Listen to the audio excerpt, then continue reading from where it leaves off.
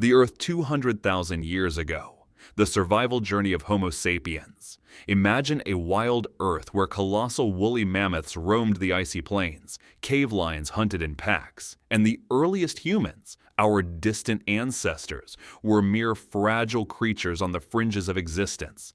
They had no sturdy homes, no guaranteed food supply, and every day was a life or death struggle. But humanity's journey didn't begin there. Let's rewind even further, about 2 million years ago.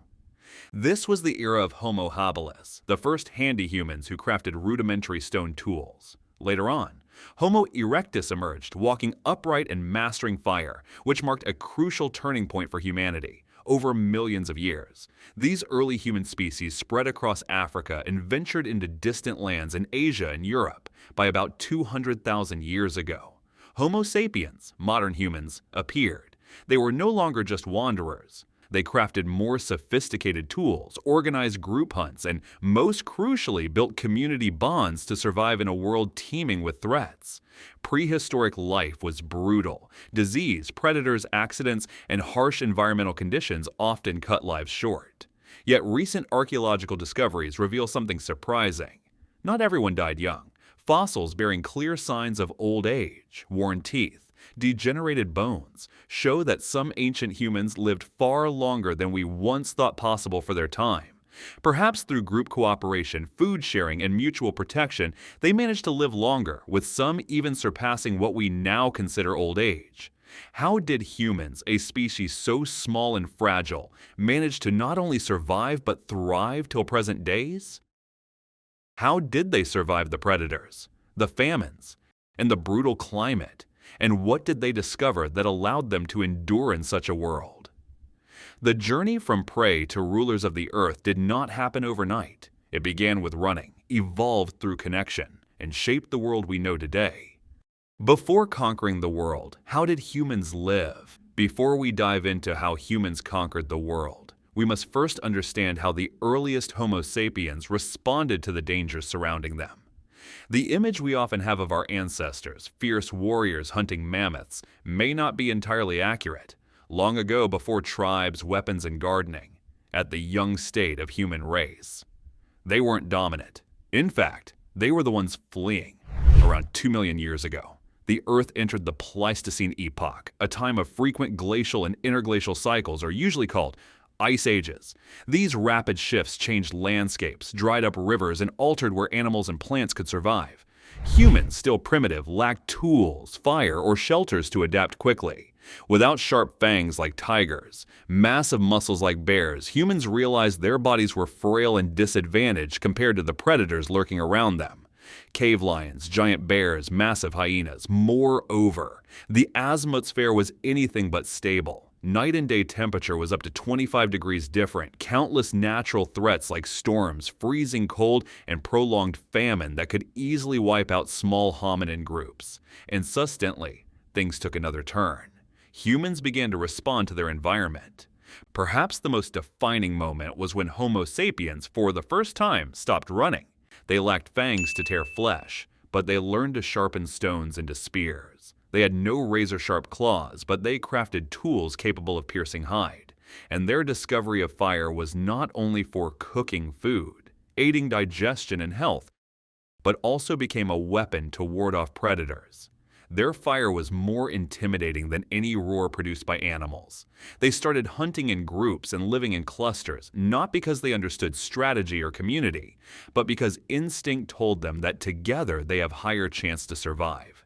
At the time, humans didn't fully grasp the deeper meaning of their action. Their thoughts were simple. Everything they did was purely instinctive. Feeling lonely, equal chances of being eaten are high, and if A doesn't work, let's try B. If B works, it works. But this behavior gradually became a survival habit, and that habit changed everything. During this progress, the human brain quietly evolved, developing problem-solving skill. Things were no longer just work. They started making them work better, starting with their hunting tools. The stone spears were improved, from crude implements to sharper, more balanced points that could be thrown farther and with greater accuracy. At first, tools like Oldowan and later Acheulean hand axes were purely functional. simple stone flakes or sharpened edges. But then they kept honing their craft. Archaeologists found signs of aesthetic intention in tool design. Some became remarkably symmetrical, even when symmetry wasn't functionally required, especially in later Acheulean tools, approximately 600,000 years ago in Africa and Europe. But they can't chase animals all day and risk falling into big cat's ambush. They realized the way animals move was never random. There were patterns. Then they started crafting traps, catching small animals with minimal effort.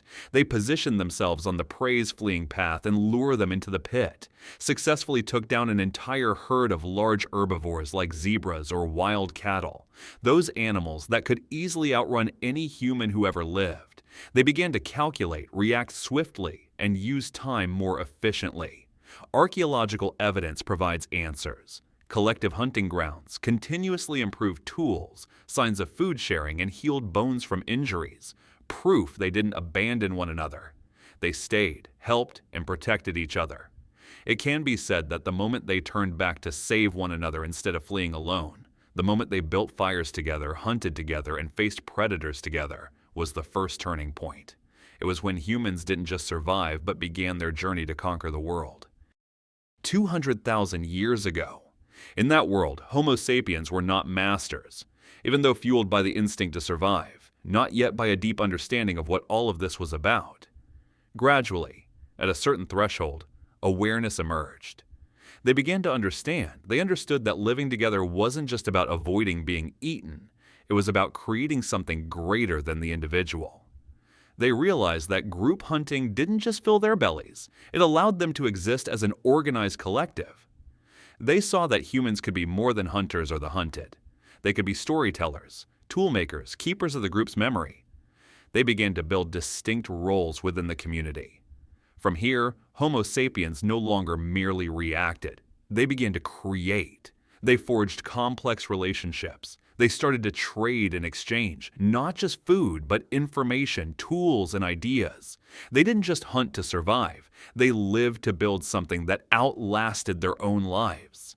With this awareness, language ceased to be mere warning cries. It became a tool for storytelling, remembering, and teaching. And that language didn't live only in spoken words. It lived in cave paintings, in simple songs around the fire, in the first symbols they left for future generations. For the first time, humans didn't just live to survive. They lived to reflect themselves. They created. They remembered. They left their mark. From memory sprang creativity. From creativity sprang purpose. From purpose sprang community. It was through connection that they found their purpose. This was the great shift, when Homo sapiens ceased to be mere links in the food chain and became a species that began to write its own story. Concluding our journey back 200,000 years, we realize our ancestors lived in a brutal world where every step was a gamble with survival. They had no cities, no lights, no technology. Yet, amidst the dense darkness of the wild, they kindled their own light. Not with physical strength, not with advanced weapons, but with intellect, through keen observation, sharp memory, and stories that refused to be buried by death. They learned to pass down knowledge, craft tools, unite their strength, and most importantly, communicate. These seemingly simple acts became the foundation, enabling them not just to survive, but to gradually rise and master the world. Today, amid towering skyscrapers and dazzling lights, we may have forgotten that arduous path. But if you listen closely, perhaps somewhere in your heart, you can still hear the echo of ancestral tales told by firelight. When the human created the first light, fire, to them, it was merely a tool that improved their quality of life. But in the eyes of history, it was a beacon for everything, the beginning of a legacy. See you on the next journey.